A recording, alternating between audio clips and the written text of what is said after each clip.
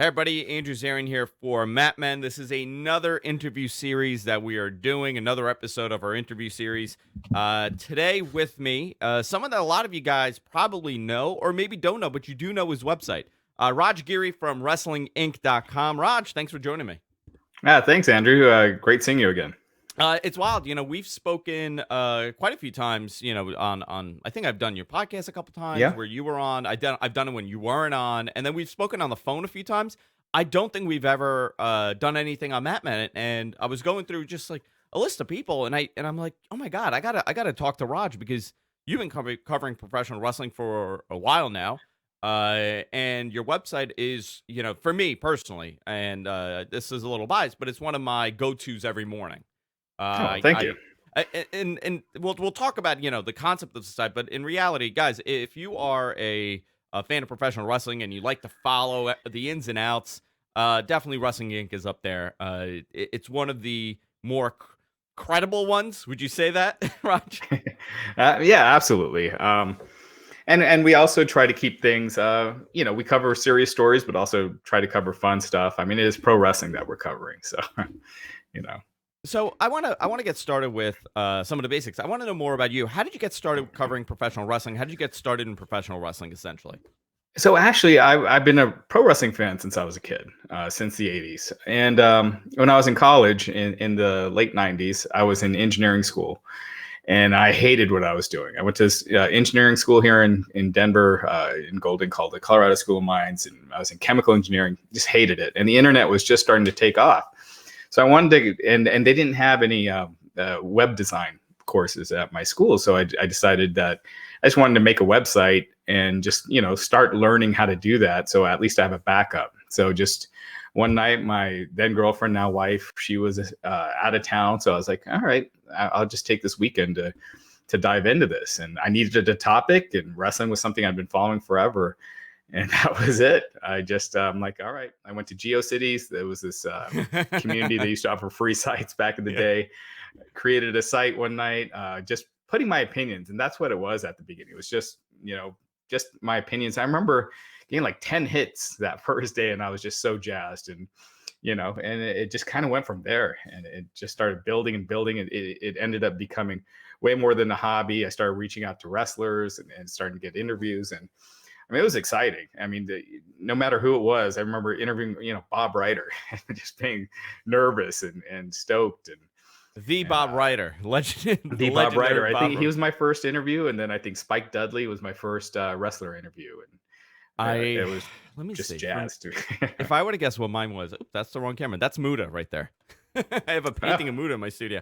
I would say my first wrestling interview was probably Damien Demento.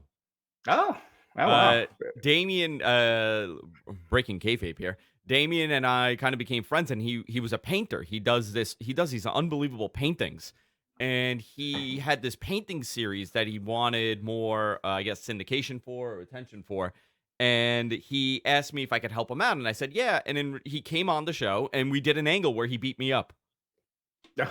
And How still long to ago this was this? day, oh my God, 9 years ago, 10 years ago, and still to Okay. this day, I get messages from people constantly telling me that I deserved it, and it's still. I mean, I'm blown away by the fact that people still want to hear about this.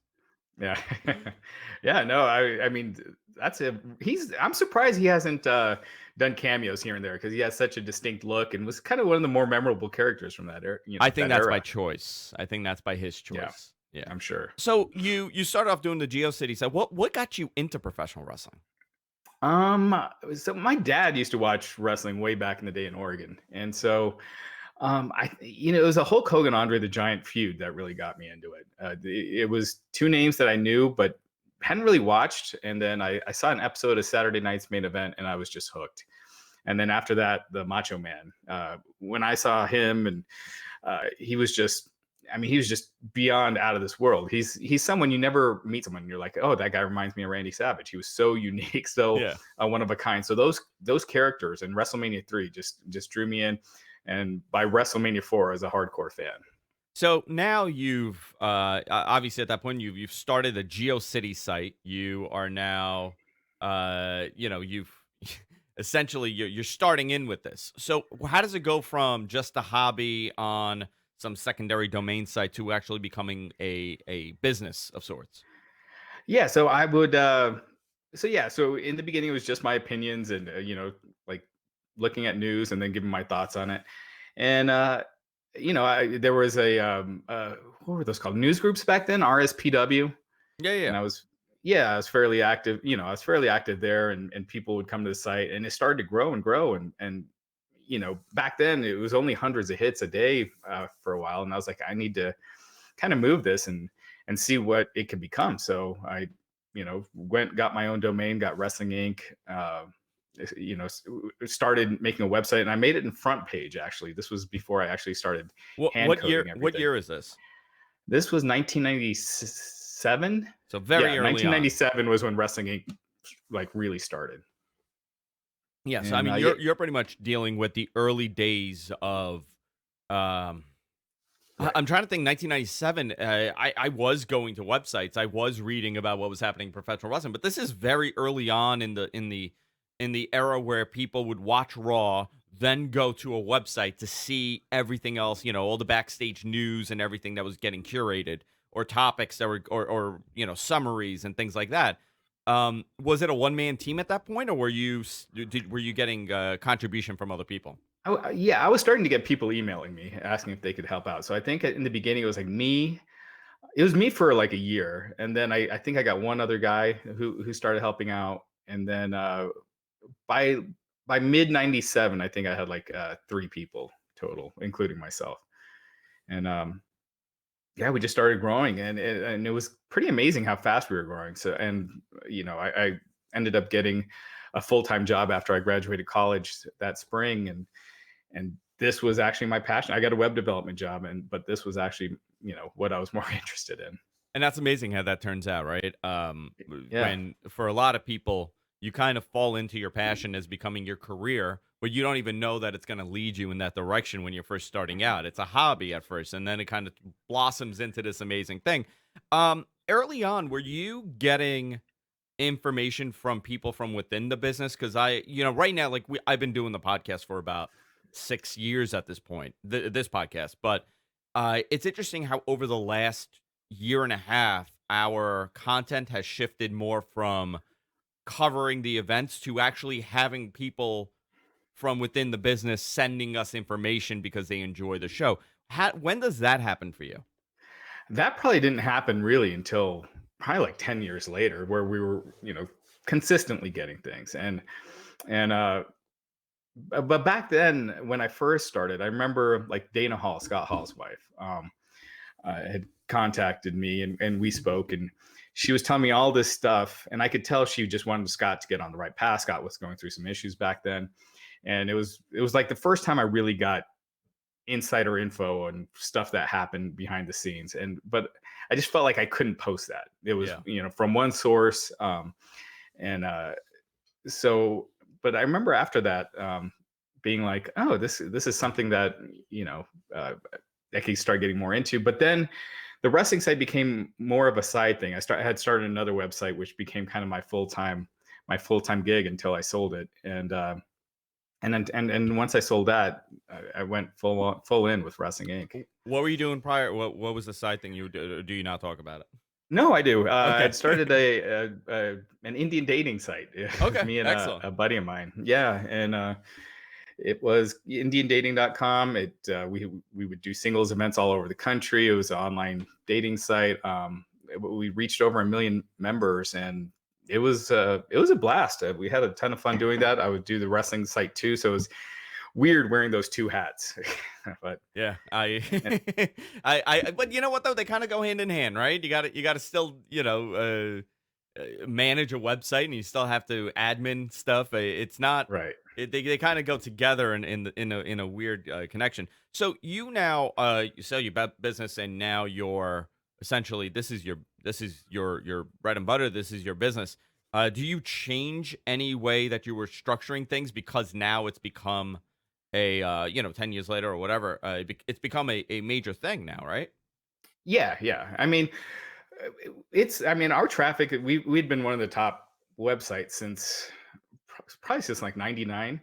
But a lot of that responsibility I had put on other writers. And as far as where it was my full 100%, it's probably been like since 2007 where I was really focusing 100% on it, even though in 2007 I still had the other site, but I started kind of managing both 50-50.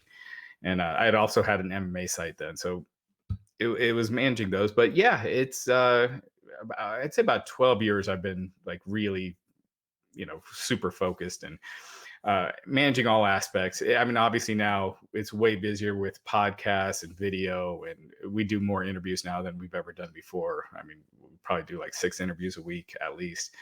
And yeah, it's and between writing, managing writers, handling advertising, I still do all the coding on the site. So everything on the site, it's not a CMS, it's not WordPress, it's all custom coded. So one of these days I'm going to have to move because it's just getting to be too much. Well, the But problem is when you do that, you're kind of going down the rabbit hole of not being able to kind of easily migrate everything. right, So it becomes a full-time job of its own.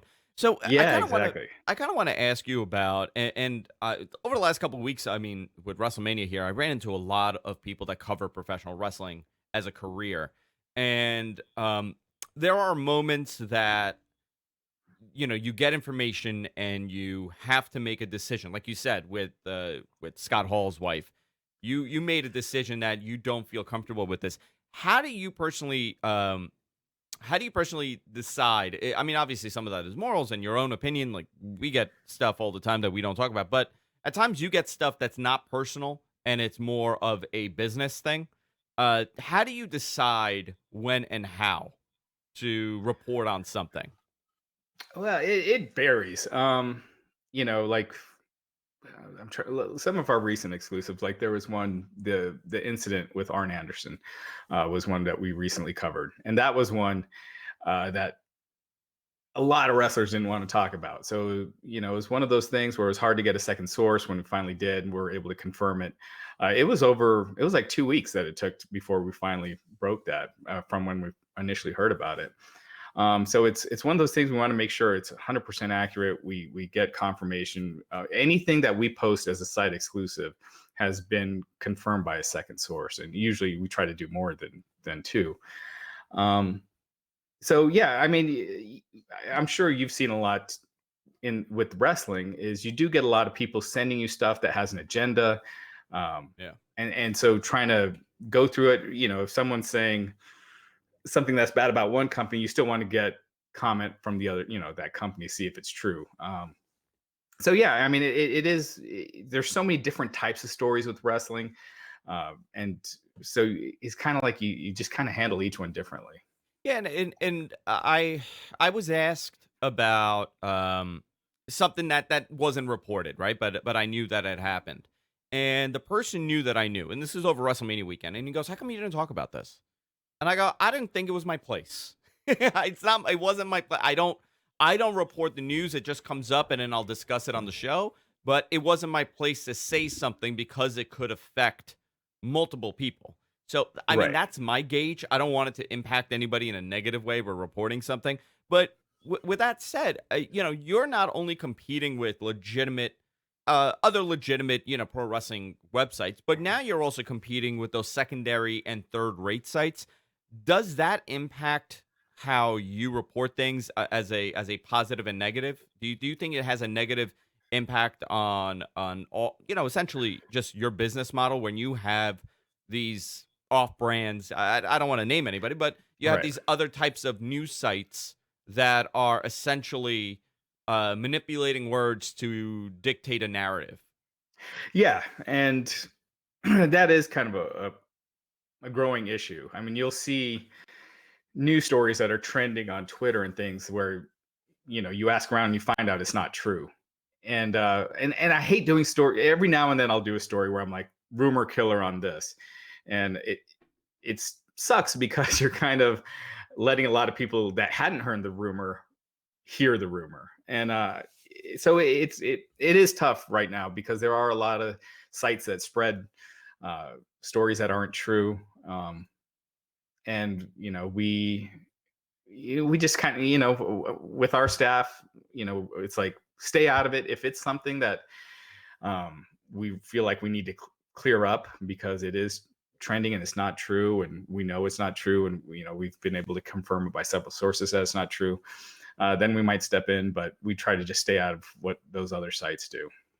How many stories are you guys writing a week? Essentially, it has to be. I Like mean, this week is a little crazy. this This week, week's of probably course. like I'd say we probably average like 20-25 per day. That's unbelievable. Yeah, but Yeah. a lot of those are minor items. Uh, you know, usually when we have several minor items, we just put them together in one post, as opposed to each one is its own. So, appearances, things like that. Someone's tweeting something amusing, or like I said, it is pro wrestling. We don't take ourselves too seriously, except when we are covering something that's serious. So, if Becky Lynch and Ronda Rousey are going back and forth on Twitter, that's Yeah. that's something that you know uh, it's not a in-depth article or anything. It doesn't take too much time, but yeah. So it's wrestling. It varies. So, to kind of go based on that too, because I'm always fascinated with how other legitimate websites cover this, and the thought process. You started off in essentially the boom period, right? In the Attitude Era. That's Yeah, when you started covering professional wrestling. So there was an abundant amount of information. There's also an abundant amount of misinformation that was coming out. In the early days, I remember reading these stories. I remember following. One thing that comes to mind is who was the higher power, right? That was right. that was a moment in internet history. If you're old enough, if you followed wrestling sites every day, there was a different person, from Jake the Snake Roberts to Ted DiBiase to, endless. Christopher Brother Daniels. Love, Chris Daniels, yeah, Cyrus. Right. There was a ridiculous amount of people messaging and posting about this. And that was fun for me as a 16-year-old to kind of follow that stuff. But right now we're entering another period that we have not seen happen, where we have a multitude of companies to cover. We have a secondary brand that and TNA was what it was, but it was not a brand in the sense that what AEW possibly could be. So Yeah. now we're going into this weird moment where, for you, it has to be kind of a deja vu, where now you have two major brands to cover with major TV deals. How do you think this impacts how you, for a lack of a better term, how you start covering things again?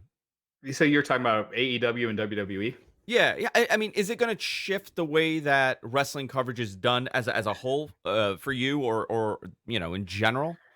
I think this is the closest I've really seen it to being to what it's like back in 90, in the 90s, as far as 98, 99, yeah, 2000. exactly. As when WCW was hot, when WWE was hot, or when I started, WWE was still, they're getting their butts kicked, and we're really reeling.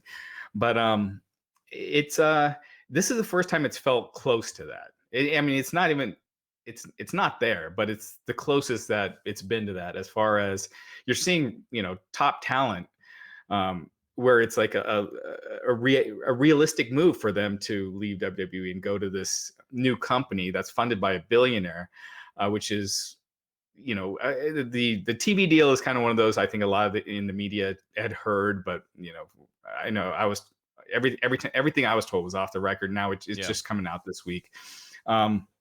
But that's a big, if that happens, that's a big deal. We have not seen another organization on that level, with that kind of exposure. Obviously, with that comes a need to perform, as far as, because these TV stations are averaging over 1 million viewers in prime time, and when pro wrestling is declining in popularity, that's tough to get. I'm confident that they'll probably be able to, but yeah, this is the first time where you're seeing talent looking at another company as not just a viable alternative, but a more desirable alternative in terms of schedule and things like that. And that kind of leads into the chatter, right? And I'm seeing it more and more now over the last, maybe 6 months, 2019. I'm hearing from current talent that are speaking, are speaking about their unhappiness, Right. and that's kind of reminiscent of how it used to be.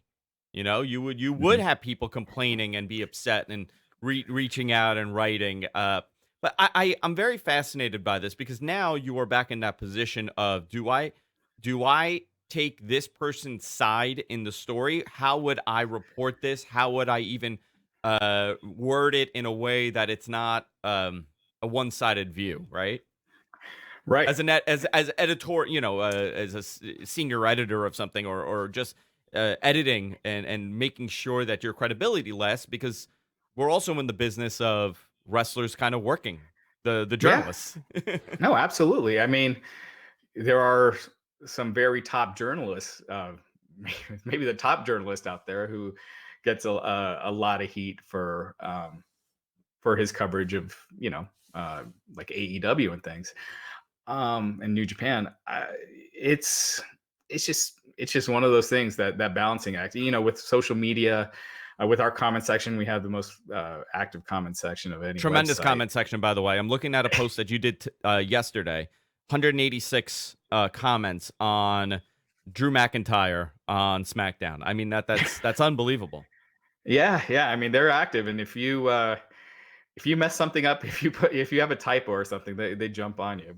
But yeah, I mean, sometimes when you report something, and if it feels like it's favorable to someone else, people jump on that now. They're like, oh, you're supporting them, or you're doing this. But I mean, a lot of times that's just the truth. When you're reporting on, for instance, the AEW TV deal, and that it is likely.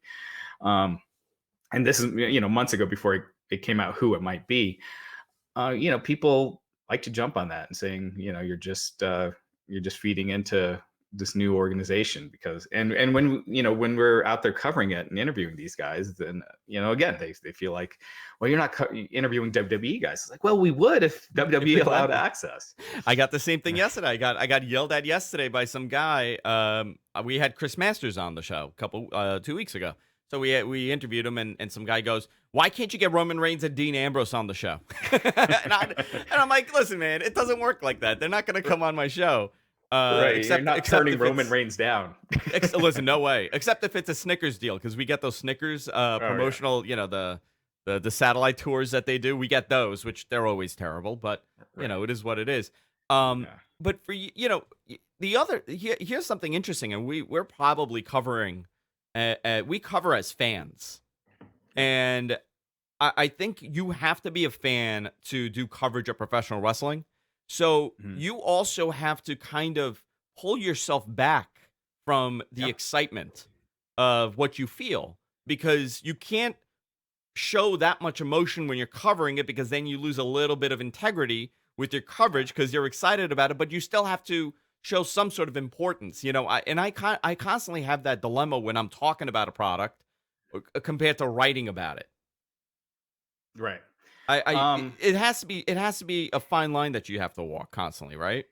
Yeah, and that was actually one of the reasons I didn't want to do a podcast for a while, because I did not want to really put my opinions out there. Just the site, you get the news, and you don't hear from me. I'm kind of in the background, and then we started doing it, and it's one of the and now they're out there, and I am critical where it needs to be, I'll praise something if it if there's something good, but yeah, there is that fine line. And seeing wrestling, watching wrestling for as long as I have, and just seeing what works and what doesn't, and seeing the, like, right now, the decline in popularity. It's real. I know people want to talk about people are watching wrestling in different ways, and that is true. But as far as overall popularity, it is declining.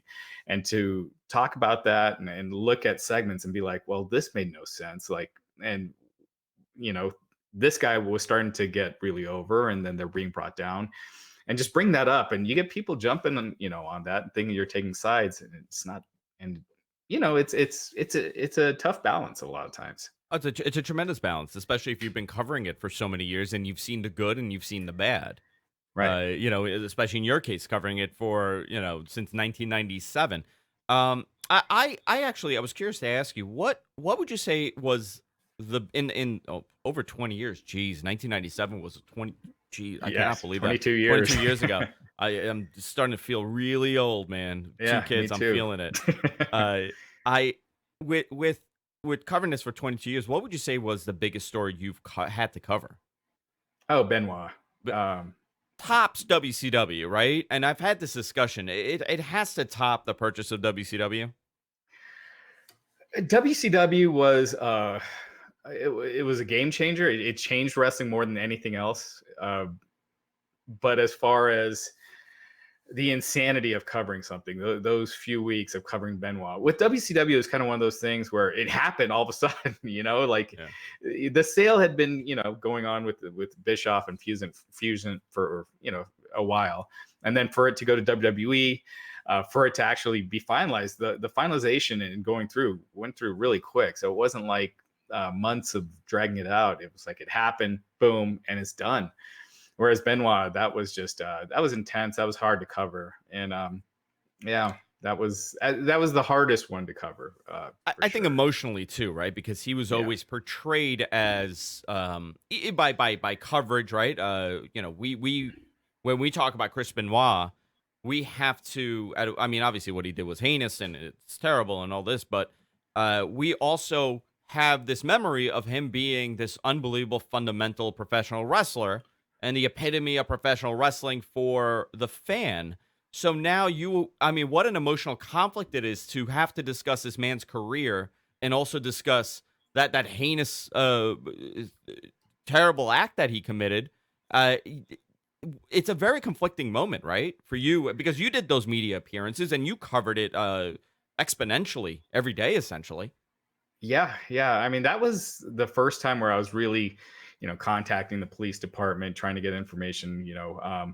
Before that, I don't think I would contact the police directly. I think that was, or maybe with Eddie. I think, um, but yeah, it was tough, man, especially because there was a young kid involved. I mean, I still can't watch Benoit matches, and if I they haven't happen to be gone on, back. No, I tried to watch the WrestleMania 20 match, and I had a very difficult time because uh, all you could see now yeah, is those media headlines and the breaking news and the moment. I could go back to that moment and remember when I read what happened, right, and it still doesn't make.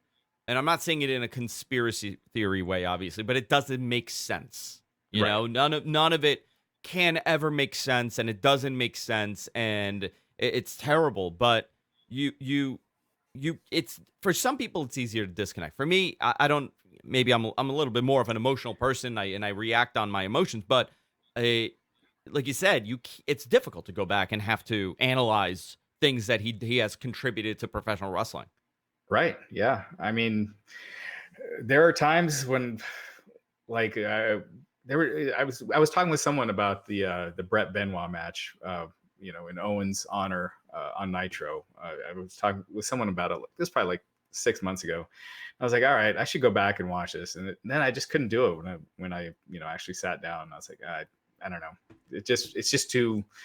It just brings back all those memories, and As someone that yeah. covers it, do you think that was a major game changer to the way that professional wrestling is operated? Do you that as far as a overall impact, the murder suicide of Chris Benoit, how has it affected as far as you as a journalist and a website owner, the changes that you've seen in wrestling?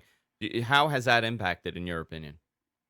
I think it's been great, as far as the changes that have been made, as far as the wellness policy, how seriously they're taking it now. You could tell just looking at the guys how different wrestling is today than it was before. I do worry. I still, that John Oliver had that piece a couple weeks ago. The biggest thing for me, I think, is with how much money the company's making. I do want to see them move in that direction as far as providing health insurance and 401ks and things like that. I think that's the next step. Uh, and then also reducing that schedule. That schedule is killer, and I think that's one thing with if AEW does take off. I think WWE will have to, because that's where AEW gets really attractive, where you're not on the road. I mean, you look at these 4 day a week schedules, but that also includes a travel day, so it's almost the whole week, just constant back and forth, and then going out there and performing. So it's changed so much for the better. I still think there's a long way to go. A tremendous way to go. I think the report was what, like something around 20 to 30 million dollars annual Right. costs for the WWE to offer the wrestlers, uh, a benefit. I don't know what the benefits exactly were, but to offer some sort Right. of It's health like covering coverage and hotel, yeah. uh, meals. And it's crazy to think they don't. I mean, really, but independent contractors, right? yeah, Yeah, That's yeah. I that's mean, that's there is that, it. but yeah, I mean, next week they'll be. I mean, next year they'll be bringing in over a bill, well over $1 billion a year. So um, they can afford to make those changes. Absolutely. Before we wrap it up, I kind of want to get more information about what you're doing because you have. And by the way, tell Glenn I said hello. I absolutely love Glenn. I adore Glenn. My Will path do. with Glenn, it goes from technology. Really, he was an ad guy at a company that competed with my podcast, and we kind of became friends. So we have a lot of mutual friends in the tech field. And then I had no idea that he was a wrestling fan until he started doing a podcast with you, which I think is awesome. Yeah, Um, yeah, we were. Yeah, I was looking for a host because I'm not host material. So he was trying to sell some ads on our podcast, and I was talking to him. I was like, man, we disagree on a lot of things, but I kind of like that, kind of having a different voice and everything. And we have Matt Morgan as well, who wrestled with WWE and TNA, and so it's three very different schools of thought. And then Glenn, yeah, he's fun to do the podcast with. I have called Glenn drunk numerous times, actually, many times after, and just ranting and raving about something that has nothing to do with wrestling. So he's a good dude for sure. So you have Yeah. expanded into podcasting and video stuff. Where do you see that going for you? Do you think that's the future of your business? Essentially, not the business model, but as far as Wrestling Inc. goes, do you think that more video is necessary, or where do you see this headed as far as wrestling coverage? Yeah, that's where it does seem like it's headed. I think you see the younger people more and more, they're watching stuff on their phones as opposed to reading, uh, you know, s- social media tweets, watching, um, so video content, things like that. So I definitely think it's moving in that direction. I'm a little older school. I like reading. I hate videos popping up everywhere when I go to a website, but that is kind of the direction it's going. So we are, I'm always trying to go with the times, and so we're experimenting with it. If it works, if it looks like it's getting popular, then we're going to keep going with it. And so far it has. Our video content's been doing fairly well. It doesn't get near the amount of views as an article does, but it is something that is catching on, and you see that kind of everywhere. Yeah, absolutely. I think it's a combination of everything, in my opinion. I think you need to Right. do a little of everything, right? Social media and the website and the forums and all this stuff.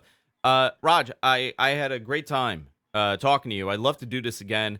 Maybe we can make this into a regular thing when you come on Matmen and we talk about wrestling. But I kind of love to get the backstory of people that cover this Yeah. and are involved with the business because you've been here for 22 years covering professional wrestling.